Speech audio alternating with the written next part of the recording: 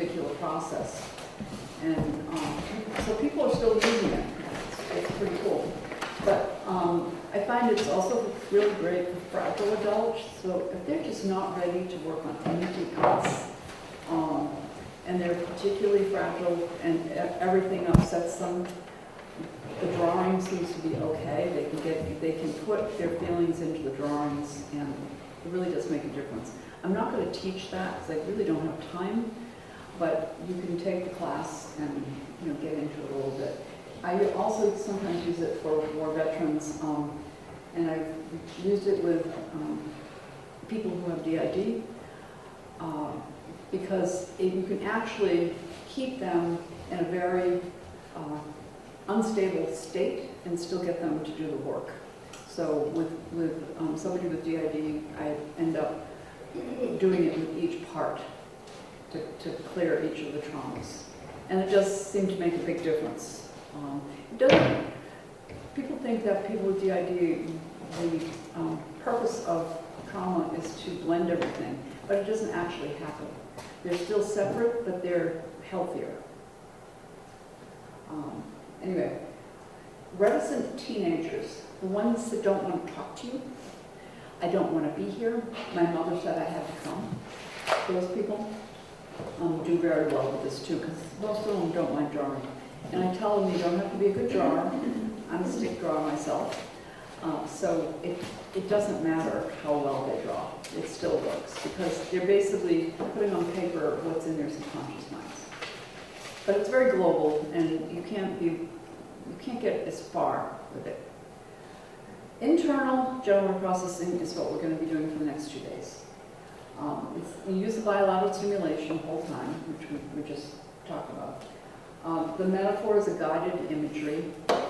I'm going to be using the guided imagery of somebody being on an island in the middle of a river, but we're also going to talk about other guided imageries you can use if your person doesn't like that particular imagery or it doesn't work with them. I usually start with when people are about 12.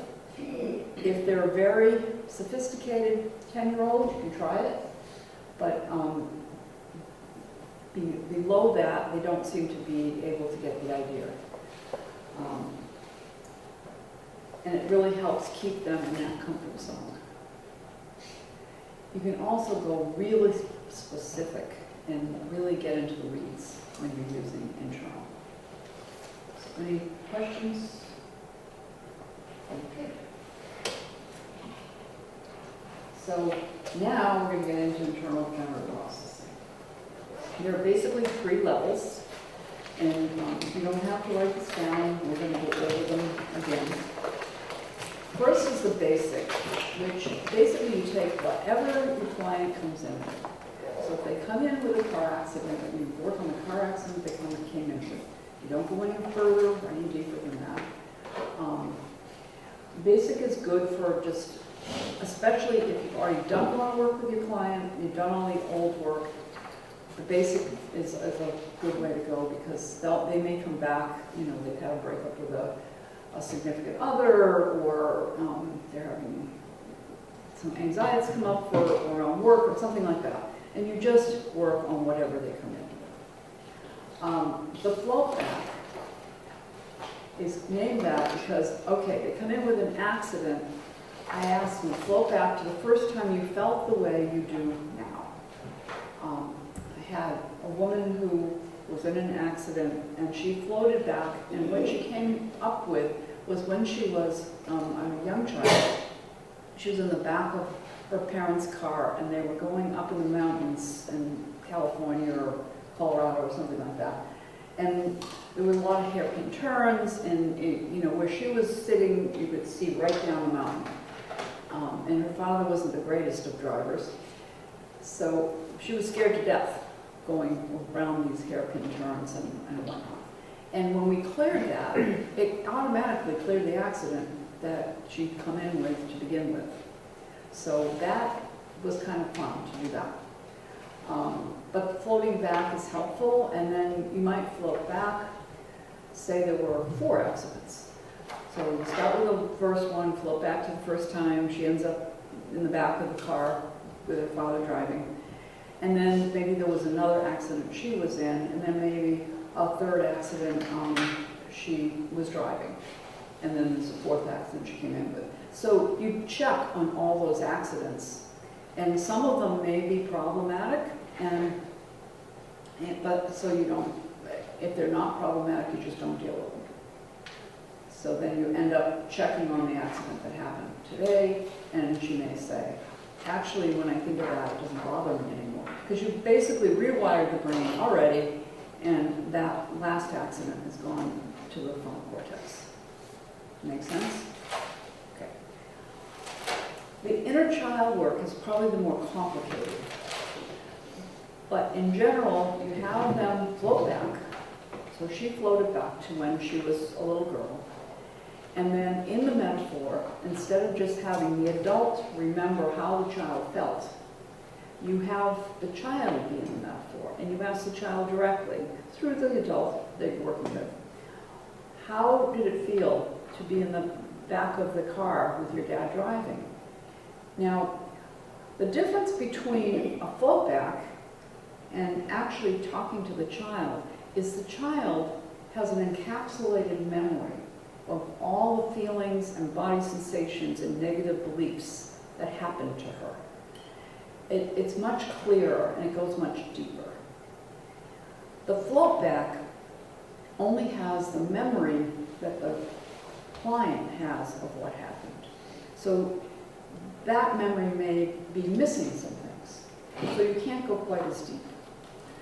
Most of the time, at this point, I end up doing inner child work with my clients because you get the most bang for your buck. So if you take care of that inner child, say that in this case, the young girl that had the accident, it literally changes everything between there and today. So if you think of it as dominoes, so this is the domino of yesterday, this is the domino of today. So you change this domino when you take care of the domino of yesterday. It goes down like dominoes do, and all the dominoes all between here and there, and then the domino of today goes down. This is the accident she just had. So that's why that accident no longer shows up as a problem, because you actually went back in time and changed all the dominoes up to that accident. So no longer is that accident having an issue. Does that make sense to everybody? Anybody else having trouble with that? Anybody? Okay. So I explain the domino effect to my clients so that they understand that all the things that happen in between when we work on something and now change. And it takes some time sometimes, like a couple of days, for your client, especially if you've gone way back in time, for your client to get used to the new way of thinking. Because the new way of thinking, they don't get bothered by an accident. But it's more complicated than that, because this thing happened on the mountain with the driving, there's all these other side detour routes through your head that have developed. And maybe that's caused her never to go driving in the mountains, even though it would be a beautiful view. Or maybe she just stays out of Colorado entirely, because of that. So you make decisions based on this first upward domino. But now that domino is no longer an issue, those decisions can all change. So it takes probably a couple of days for the brain to rewire to the point where all those dominoes are all taken care of and you're looking at life through different lenses. It's kind of fun because sometimes it's like, that doesn't bother me anymore. And it has nothing to do with anything you've talked about, but your client notices that that's not an issue anymore. Like, it used to bother me when my son talked back to me, and now it doesn't. Which doesn't seem to have anything to do with this car accident or car thing over here. But it shifted a whole bunch of other things. This is kind of the magic of this. And you never know. I mean, as a clinician, you don't know how this is going to affect all the other stuff. So that's why you check to see, you know, the original car accident or whatever they came in with, if that's changed. And if it hasn't changed, you may have to still work on that. But you've prepared by going back in time. Does that make sense? Okay. It's the most complicated thing that people seem to have the most problem with, so that's why I'm going over it a few times. So we're going to start with learning the basics and how that works. And each of these things, I'm going to do a demo. I'm going to show you all how to, I'm going to show you a movie that does the same thing, and then I'm going to have you work with each other. And then we're going to do the same thing for the float back and the inner child. During the break, I just wanted to clarify. I was asked, we're not going to be videotaping when we're breaking up into groups. No. Yes, I just wanted to let. No. No, nobody wants to try something brand new and be videotaped. Right. The reason I'm videotaping when I work with you is so that people can see how flexible this process is. When you're working with each other, you're not going to know that. You're just going to be following the script and doing the best you can. But hopefully, when I'm working with you, I'm able to work around any problems that you give me. And I just as soon have you give me problems so that people can see that you can do a lot more than you think. The script you're going to be working off of is basic. It's just not just basic here, but it's what could happen. You know, good possibility that it could happen. So anyway, I think that if you're, yeah, does that answer your question? Yes. Okay. Yes. Yeah. No videotaping of when you're working with each other. And hopefully you don't mind if I videotape when I'm working with some of you, just so that we can show people how it works. And the videos that I'm going to show you are really old, and I would like to replace them with something more modern because I don't use the same things. When I first started, I used to have people on a rock. Now they're on a whole island, and they can do a lot more than an island than the rock. So if you hear her talking about being on the rock, that's because that's what it was back then. And I've changed a lot I've improved on it over the years because there was a better way to do it. And I've gotten some of the improvements from clinicians, just like yourselves. So I like to add those things in. Any other questions or thoughts? Okay. Please be open to asking me questions because that's how all of us learn. Don't say to yourself, well, that's a stupid idea, or because that's a negative, or anything like that. Just feel free to ask questions.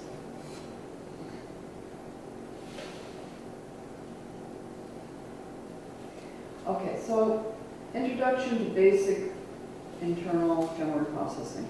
I use this picture because it's just basic. You take a few ingredients and put it together and you've got something. So we're going to use the idea of the child being criticized.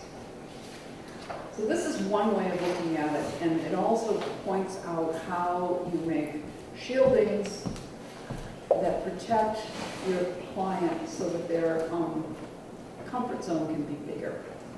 That's why I put this basic. And it's not in your book. So you start, you have the target, so the target is being criticized as a child. And then you focus upon first emotion and the body sensation. When you're looking at the body sensation or the emotion, you've broken down your trauma into one piece. So say you have 10 different body sensations and trauma and emotions. If you only are working on one piece at a time, it's much easier on your client. So that gives it kind of some shielding right there. When you use a metaphor, and in our case, the river, when you say, okay, I want you to pretend that the sadness that you're feeling in your heart is the water in the river, okay? So at that point, your subconscious does not speak English. So if you say to your subconscious, just get over it, let go of sadness, your subconscious goes, huh? It has no idea what you're talking about. But if you say, let that sadness be the water in the river, our subconscious speaks in metaphors.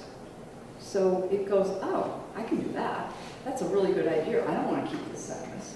So the water becomes, so say the water is blue. A little bit of cliche for sadness, but say the water is blue.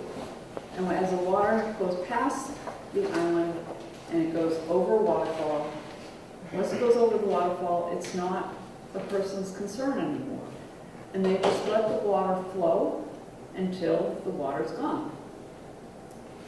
Or it's changed back to a normal river.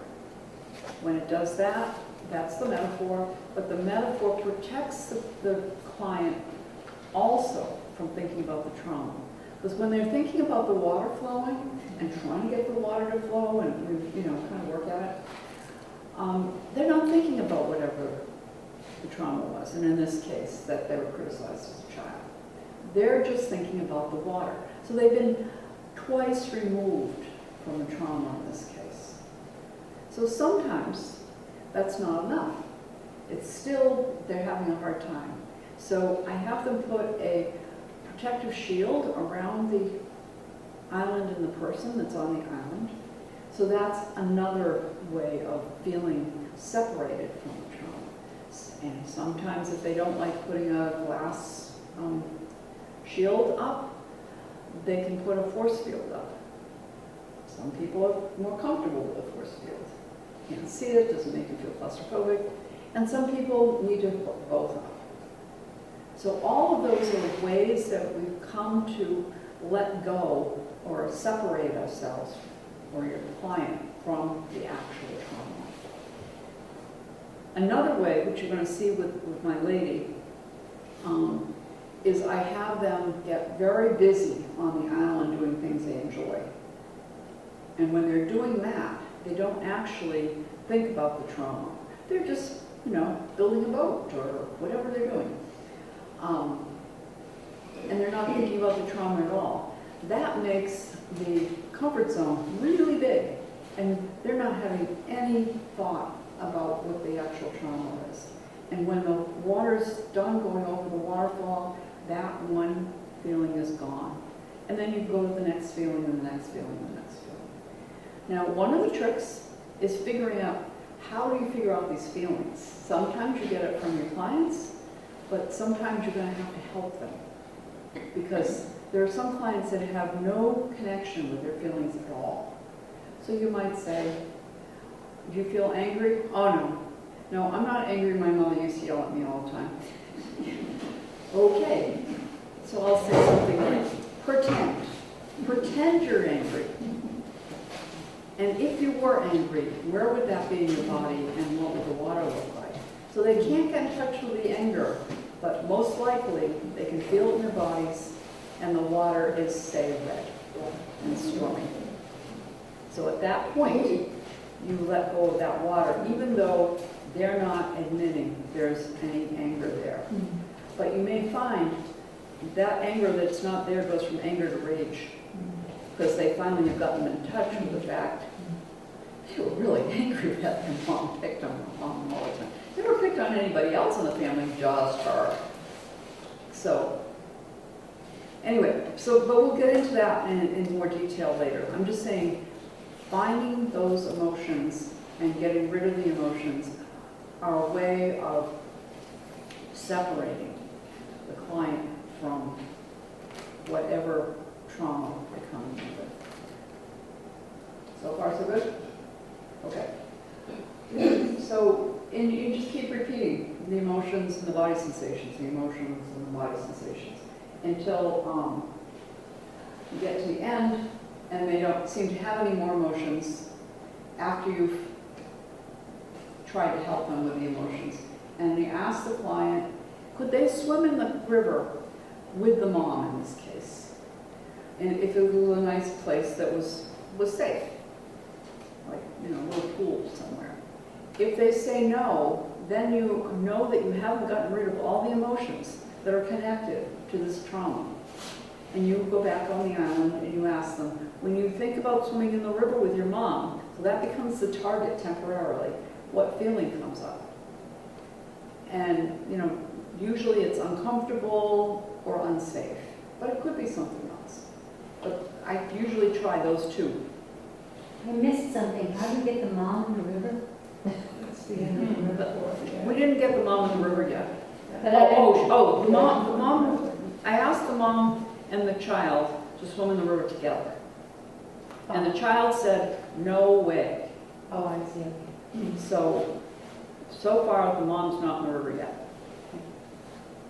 So it's a way of and it's another way of finding the emotions. The more emotions you can find, the cleaner this is going to be. The deeper you go. So basically, the preface is that if you clear those emotions, then that person, you feel comfortable with the person getting in the water, right? Right. You know? Yeah, is this your basic metaphor that you use? Because when I've done this, I keep going back to this. The river is the one Yes. I use most of the Yeah, time. most of the time. And we will Yeah. go over some other metaphors that are Okay. possible to use because I have clients that Yeah. can't use the river. Okay, oh, okay, all right. But I find I can do more things with the river because you can Yeah. put up the shield and protect everybody. Yes. You know, the younger part and the old and the today part. You know, you can change the color of the water. You can do a lot more with the river than you can with some of the other metaphors. I have a question. I hope this makes sense.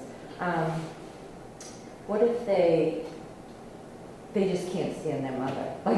Like they're feeling, they're not angry now, but they're, no, I don't, like I've cut ties with my mother type thing, that they can't even imagine being Swimming. around their mother. Like a anymore. no contact. Well, yeah. But But if the- they can't stand their mother, maybe they hate her.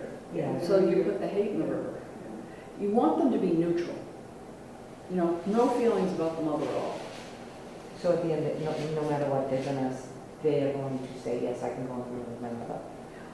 Well, if they say they can't swim in the water, then you need to find some more emotions. If they can swim in the water with them, and you look at their faces, and their face says, I don't want to, you ask them, I don't think you really want to swim in the water. Well, no, not really. Well, what feeling is coming up? And, well, I'm just not comfortable with her, or I don't like her. I never want to be with her again. But it's when they were little. It's not who they are today. If they don't want to be with their mom today, that's fine. But we're working on the inner child. And the inner child changes all of those dominoes. Does that answer your question? Sarah? Yep. Okay. And, yeah, just following that question, what if you run out of time and you don't have enough time to get to those other fields? Do you pick it up the next session? Okay, Or so am a lot of Okay. time, usually I save about 45 minutes to do this process. yes. And I find I have enough time to do that. But if you don't have it, Yeah. say you go through 20 different emotions and Yes. they take a while to get through them, it's okay for you to start the next time around. Okay, all right, so Yeah. just close that down. Because I- And if you don't get a chance to ask about the person in the river, you end up going to, the next part of it is where you install the positive cognitions. So if you install the positive cognitions, which is changing things, let me do this. Let me go ahead a little bit.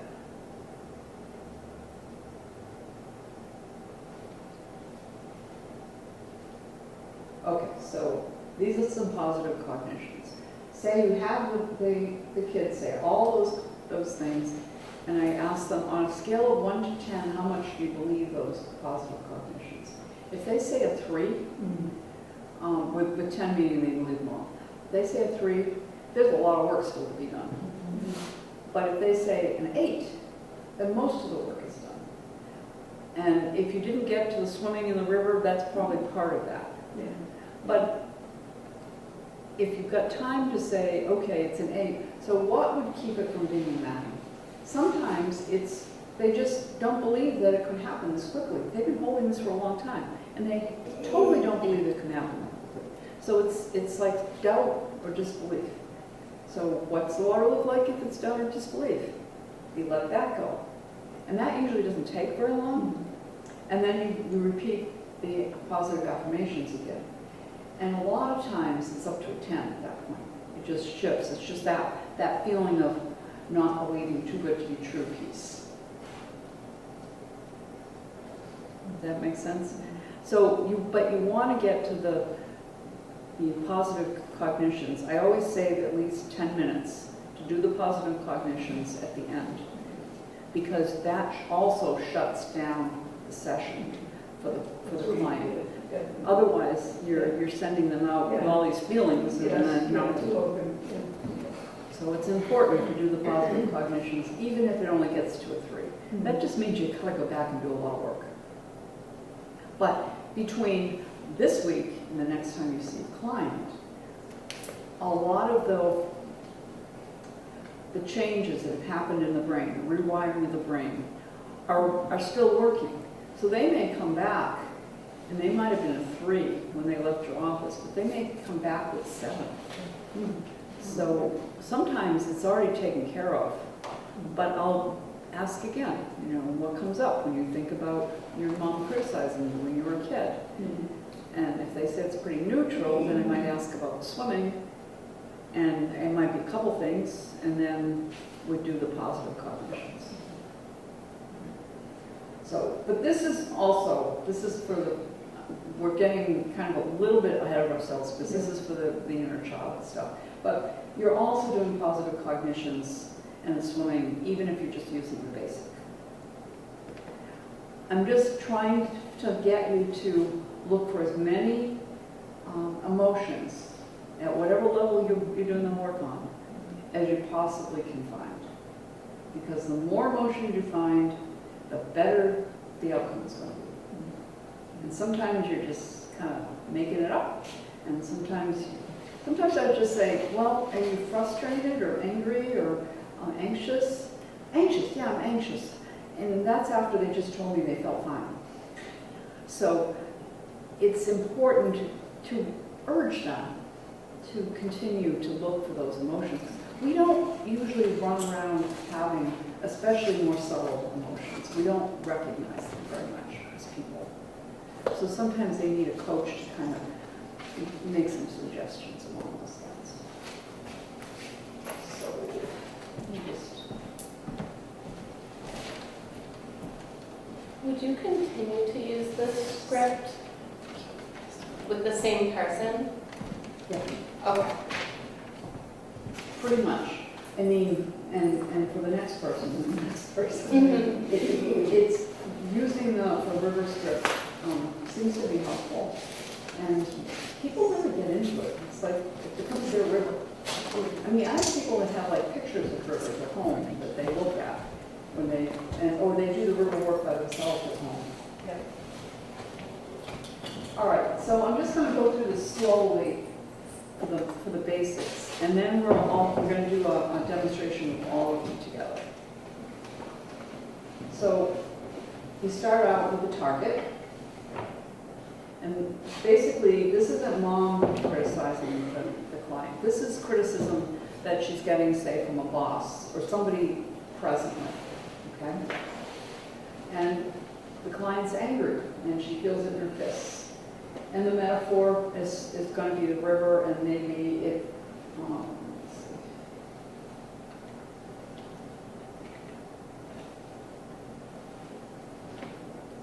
So say it's stormy. And you work on this until the water's back to normal. So the water's basically going over a waterfall. And at that point, you say to the client, and you're not responsible for it at that point, once it goes over the waterfall. it's really a hypnotic suggestion you're giving your client. And I don't know why it works, but it does. So once the water's not storming anymore, so you just check in. How's the water doing? How's the water doing? It's back to normal. Okay. So now what feeling comes up when you think about being criticized by your boss? Which say that's what they came. Well, I'm kind of sad because we used to be friends. And where do you feel that in your heart? When I ask where it is in their bodies, I'm teaching them that there's a connection between how they feel and their bodies. Because a lot of people, they walk around with their bodies like zombies with no idea that the feelings they're having in their bodies has anything to do with their feelings. So sometimes they're going to say, I don't know where it is. And I'll say, fine, I'll just put a question mark. Because I'm trying to teach them that that's what's happening. So in this case, the water's blue and cold. So I just keep checking in to see if the water's changed, and when the water's changed and back to normal, we go to the next question. What are you feeling now when you feel about being criticized? And maybe they just feel hurt. It's different than sad. The feelings are hurt, and they feel it in your gut, your stomach. And it's just pointy waves, like they're being hurt. And whatever they tell you on the metaphor, just go with it. It can be a color, it can be, the waves can be different sizes. It can be hot, cold, fast, slow, different colors. And if they can't come up with anything, you can make suggestions. You know, if it's hurt water, maybe it's or sad water, maybe it's blue. Oh yeah, that's a good color for sad water. That's but usually people, you'll be surprised, they'll come up with different water for each emotion. And then there's a person that says black every single time. That's fine too. And one day they say gray, and you know you're making headway. You know, because all those really deep feelings are black or red, you know, something that's really a strong color that has a lot of emotion in it all by itself. So when you're doing the Rorschach, thank you. When you're doing the Rorschach tests, the ones that are in color are black or red, because that actually brings out emotion. Anyway, so I only did 3 in this case, but you would keep asking or suggesting, maybe it could be this, or do you think that you have any feelings like that? Until you either start to run out of time, or they really can't come up with anything else. And I'll say, is it neutral, or is it numb? So sometimes people have a numb feeling because they don't want to do it anymore. There's other feelings under the numbness, but they really are afraid of what's under the numbness. So then I just use the numbness as the feeling, whereas at your body all over, the water's frozen. And so we do something to let the water be unfrozen, and then once the numbness is gone, we say, I want to see what's under that numbness. Well, I'm agitated. Anybody be agitated, you know, something like that. And then you might actually get your way to some other feelings. So once you get to neutral, then you can ask if the client can swim in the river. And if they say yes, they can swim in the river, and swim in the river in this case with the boss. You just go on to the positive belief systems. If they say no, then send them back up on the island and figure out what feeling came up when I asked them to swim in the river. And you can see by their faces. It's going to be like, oh, no way, I'm swimming with that person. Or that feels unsafe or uncomfortable or something else. So then you deal with the people with swimming in the river. You go back to having them swim in the river. And if it feels neutral or you run out of time, you go to the positive affirmations. And when you say the positive affirmations, you ask for them to give you a number 1 to 10. 10 means that they believe all those affirmations. And these are the ones I usually use. But it's not, you can add other affirmations along the way. So these are just in general what I use. Don't pay attention to the brownies, that was the last one. You saw that? I was laughing. I thought I went through all those, but I guess I didn't. I really like that one a lot. I used to ask if people didn't get enough brownies when they were a kid, that mom made brownies for everybody else in the neighborhood except for you. But they were starting to disturb people that had eating disorders, so I decided to change. I still think it's positive cognition. I mean, Yeah. I deserve brownies. It's a good cognition, but it's good eating disorders. But basically, you go through these, and if you get a 10, if you have time, you can repeat them again, just to install them really solidly. If you don't, you're good. And in the next few days, they'll install them a little bit themselves. There's something I've started doing, which clients have really liked. You might have offered this, actually, Diane. I've actually been asking clients, is there anything that they wish I would have said? And I have gotten some amazing ones. What I usually say is there anything else you want to add? Okay, great. Yeah, I was saying, it might have been you that had suggested, but yeah, they said some powerful ones. Oh, yeah, they come up with some, Yeah. and sometimes they automatically come up with stuff. Do not correct them. No. If they have something to say, just don't correct what they have to say. Yeah. Because that's really important stuff for them. So now what I'd like to do is do a demonstration with all of you. Of course, it's not going to be an individual type demonstration, but so that you can get a feel for what it's like.